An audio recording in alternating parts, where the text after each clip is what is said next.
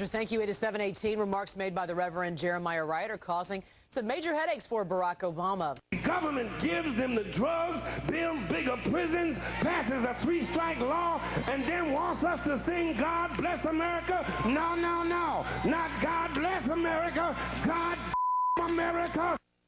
That was just one of the comments made by presidential hopeful Barack Obama's former pastor and spiritual mentor, Reverend Jeremiah Wright. Yeah, that comment and others are generating heavy debate. Many are wondering how closely voters will link Obama to Wright's comments and if it will have a negative impact on his campaign. Political analyst Thom Serafin is with us this morning, and we were just chatting during the break. Just one observation that I made. I was in California this weekend.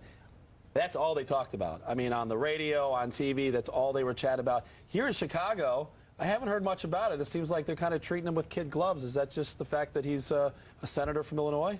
Well, he's a senator from Illinois. We all love him, number one. But Jeremiah Wright has been around for a long time. You know, somebody talked about it on the radio this morning. Oprah goes to that church.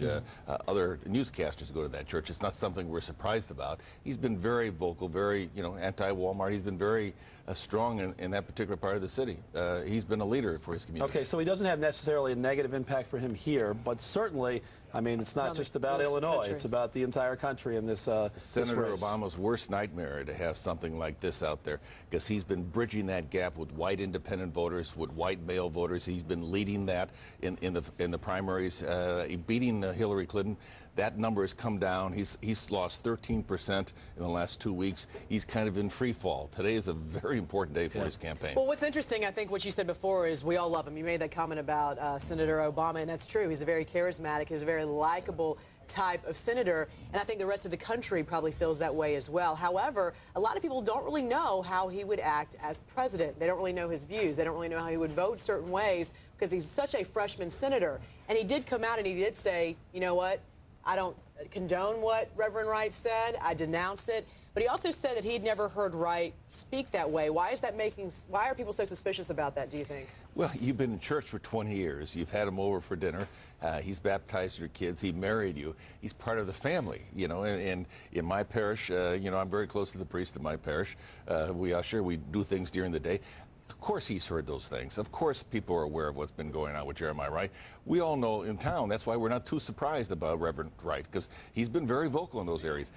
And that goes to the Achilles heel of his candidacy today, the judgment issue. Hillary Clinton will hit him on the judgment issue. Judgment. Did he have the judgment to know when he should have stepped out of church or said something to the pastor? Yeah. Can he pick up that phone at 3 o'clock? That's what Hillary Clinton's going to do. And if he doesn't pick it up, is that a judgment issue? Yeah, it certainly plays into that. It reminds me of the movie, I think it was The American President, where it was Michael Douglas or whatever, and he said, he's not a good friend, he's a great friend. And playing this political game now, how big is today for him to come out and talk about this? I mean, this is a dicey issue with a lot of folks. Well, what I've been surprised at, having been in campaigns, is you have third-party allies that get out there and get in front of you and say good things about you and good things about the situation.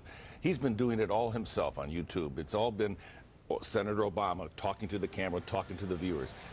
Nobody else has come out and said some good things about what's going on here. So I'm surprised he's doing it today because he's focusing on race. And that's the one issue that divides the voters in this country, unfortunately. Speaking of race, let's hear what Reverend Wright had to say about Hillary Clinton and why that's causing such a stir.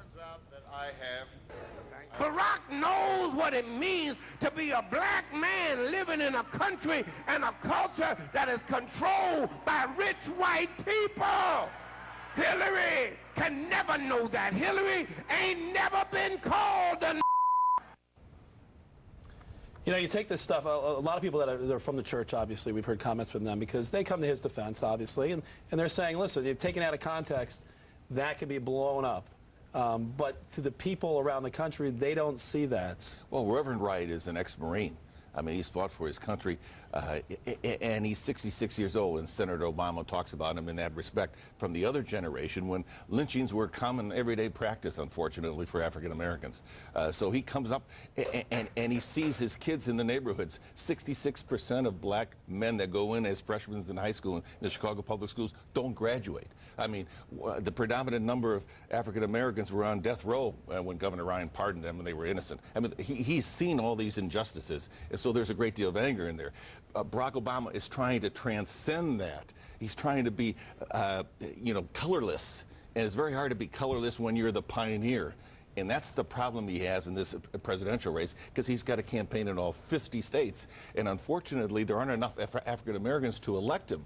I think he's going to get 90% of that vote, but he needs the crossovers. He needs the white independents. He needs the Hispanic voters. He needs the older 50-plus citizens. Because bottom line, it's not just about race, it's about patriotism. And quite frankly, a lot of Americans will not compromise on patriotism. If you speak out against the government, some people might think you're speaking out against America. Right. I mean, you can be an independent and you can demonstrate and you can find fault with our government, but then it's like you don't find fault with your own family. And America's their own family. When he goes with Gaddafi and he says things about Farrakhan, an anti-Semite, you begin to divide the voters, and he can't divide that vote. He's going to have a precision candidacy where he brings these different constituencies to the table. If he loses the Jewish vote, if he loses the American independent vote, the white independent male, he loses the campaign. And that's what he's fighting for today. This is not an address to the African Americans in this country. Yeah. It's to the independent thinkers, to the people that want to vote for him but are scared to death when they see his minister on the air, who's been ministering to his family for 20 years, saying those things on television. You cringe when you see that. You wonder if it speaks to his character. Right. Thom Serafin, thank you so much. Very interesting comments, and this talk he's going to give today. 9:15 our time. Everybody will be watching it. Thank you so much, Thom.